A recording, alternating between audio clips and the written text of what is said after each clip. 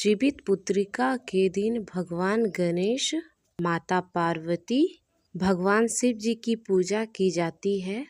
उसके साथ ही जीमूत वाहन भगवान और चील और सियारिन की भी पूजा की जाती है और व्रत कथा सुनी जाती है।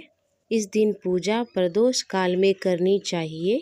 जीवित पुत्रिका का व्रत, जिसे जितिया के नाम से जाना जाता है, आश्विन महीने के कृष्ण पक्ष की अष्टमी तिथि को रखा जाता है। एक दिन पहले सप्तमी तिथि को नहाय खाए करके अगले दिन अष्टमी तिथि को, जिसे जितिया कहते हैं, महिलाएं निर्जला व्रत रखती है और अष्टमी दिन के अगले तिथि यानी नवमी को व्रत का पारण करती हैं। आज इस वीडियो में आप सुनने वाले हैं जितिया 3 पौराणिक कथाएं। अपनी परंपरा के अनुसार जो भी कथा आपके यहाँ पढ़ी या सुनी जाती हो, आप उस कथा को इस वीडियो के माध्यम से सुन सकते हैं। इस वीडियो में पहली कहानी चील और सियारिन की है, दूसरी जीमूत वाहन भगवान की और तीसरी भगवान श्री कृष्ण से जुड़ी है। एक बार एक वन में सिमर के पेड़ पर एक चील रहा करती थी। पास की झाड़ी में एक सियारिन भी रहती थी। दोनों में आपस में खूब पटती थी। चील्हा जो कुछ भी खाती उसमें से सियारिन और सियार के लिए भी ले आती। सियारिन भी चील का ऐसे ही ध्यान रखती। इस प्रकार दोनों का जीवन बड़ा ही आनंद से कट रहा था। एक बार वन के पास के गांव में महिलाएं जितिया की पूजा की तैयारी कर रही थी। चील्हा ने उसे बड़े ध्यान से देखा और अपने सखी सियारिन को भी बताया और चीलों सियारों ने तय किया कि वे भी इस व्रत को करेंगी। सियारों और चील्हों ने जितिया का व्रत रखा। बड़े निष्ठा और लगन से दोनों दिन भर भूखी प्यासी मंगल कामना करने लगी। व्रत करती रही, मगर रात होते होते सियारिन को भूख प्यास सताने लगी। जब उससे सहन नहीं हुआ, उसने जंगल में जाकर मांस और हड्डी पेट भरकर खा लिया। चील्हा ने कड़कड़ हड्डी चबाने की आवाज़ सुनी तो पूछा, ये कैसी आवाज़ है? सियारिन ने झूठ मूठ कह दिया, बहन, भूख के मारे मेरा पेट गुड़गुड़ा रहा है। आज मेरा व्रत है ना, इसीलिए खाली पेट गुड़गुड़ की आवाज़ आ रही है। मगर चीलों को पता चल गया। उन्हें सियारिन को खूब लताड़ा। जब तुमसे यह व्रत नहीं हो पा रहा था तो संकल्प क्यों लिया? क्या कर सकती? सियारिन लजा गई। अब क्या कर सकती थी? उसका व्रत भंग हो चुका था। उधर चील्हा ने रात भर भूखे प्यासे रहकर व्रत संपन्न किया। अगले जन्म में दोनों मनुष्य रूप में राजकुमारी जन्म लेकर दोनों सगी बहनें हुई। सियारिन बड़ी बहन हुई और उसका विवाह एक राजकुमार के साथ हुआ। चील्हा छोटी बहन हुई और उसका विवाह उसी राज्य के मंत्री पुत्र से हुआ। सियारिन के जो भी बच्चे होते वह मर जाते और चील्हों के बच्चे स्वस्थ और हट्टे कट्टे रहते। इससे उसे जलन होने लगी। उसने कभी उनके बच्चे के सिर कटवा कर डिब्बे में बंद करवा देती, लेकिन वह सिर कभी मिठाई बन जाते और बच्चों का बाल तक भी बाका नहीं होता। बार बार उसने अपने ही बहन के बच्चों को पति को मारने का प्रयास किया, परंतु सफल नहीं हो सकी। बाद में उसे अपने गलतियों का आभास हुआ। तब उसने अपनी बहन से क्षमा मांगी। बहन के बताने पर जीवित पुत्रिका व्रत विधि विधान से किया, जिसके पुण्य प्रताप से उसके भी पुत्र जीवित रहे। अब सुनिए गंधर्व राजकुमार जीमूत वाहन भगवान की कथा। गंधर्वों के राजकुमार का नाम था जीमूत वाहन। वे बड़े उदार और परोपकारी थे। जीमूत वाहन भगवान के पिता ने वृद्ध अवस्था में वानप्रस्थ आश्रम में जाते समय इन्हें सिंहासन पर बिठाया परंतु इसका मन राजपाट में नहीं लगता था। वह राज्य का भार अपने भाइयों पर छोड़कर स्वयं वन में पिता की सेवा करने चले गए। वन में जीमूतवाहन को एक राजकुमारी मलेवती नामक राजकन्या से भेंट हुई और दोनों में प्रेम हो गया। एक बार जब वन में भ्रमण करते हुए जीमूतवाहन काफी आगे चले गए, तब उन्हें एक वृद्धा विलाप करती हुई दिखाई दी। पूछने पर वृद्धा रोते हुए बताया, मैं नागवंश की स्त्री हूँ। मेरा एक ही पुत्र है। पक्षीराज गरुड़ के कोख से मुक्ति दिलाने के लिए नागों ने यह व्यवस्था की है। वह गरुड़ को हर दिन खाने के लिए वे एक युवा नाग सौंपते हैं। आज मेरे इस एकलौते पुत्र शंखचूर्ण की बलि का दिन है। आज मेरे पुत्र के जीवन पर संकट है।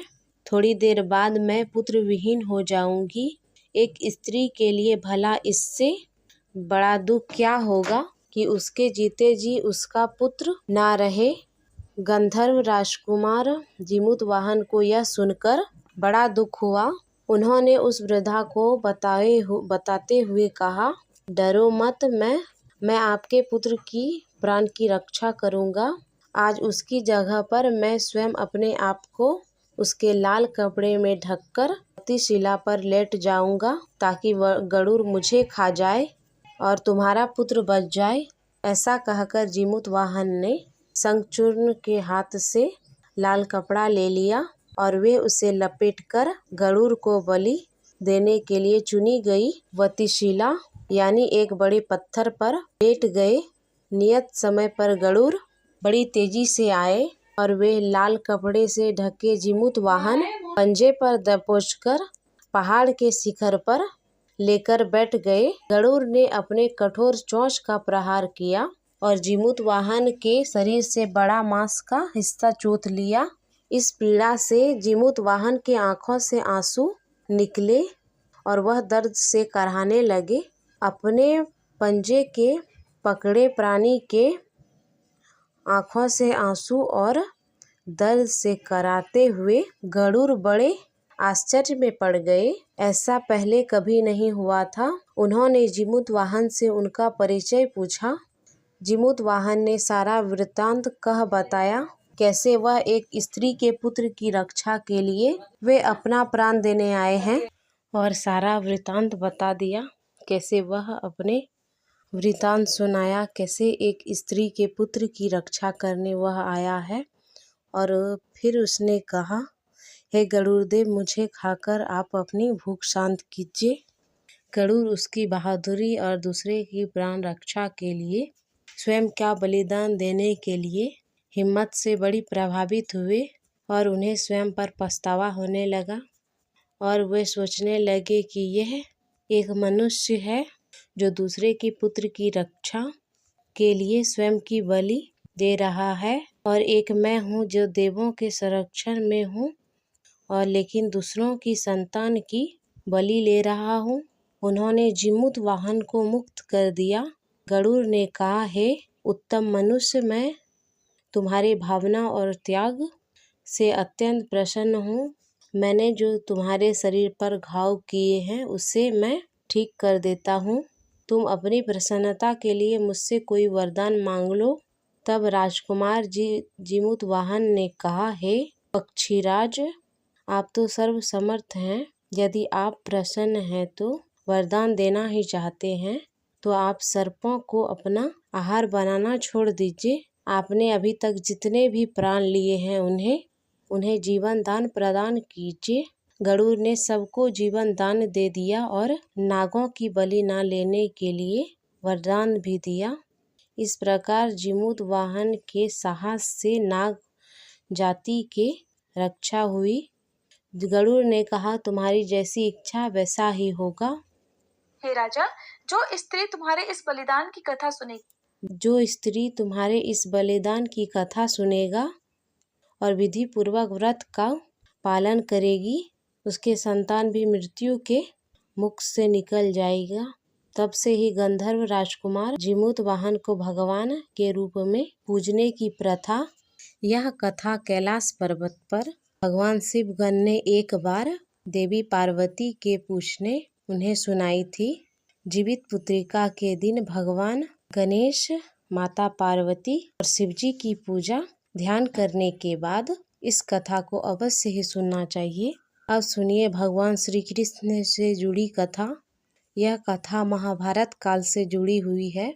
महाभारत युद्ध के बाद अपने पिता की मृत्यु के बाद अश्वत्थामा बहुत ही दुखी था, गुस्से में था और उसके मन में बदले की आग जल रही थी, जिससे वह पांडवों के शिविर में घुसकर सोते हुए 5 लोगों की पांडव समझकर मार डाला। लेकिन वे सब द्रौपदी के 5 संतानें थी। उसके इस अपराध के कारण उन्हें अर्जुन ने बंदी बना लिया और उसकी दिव्य मणि छीन ली, जिसके फलस्वरूप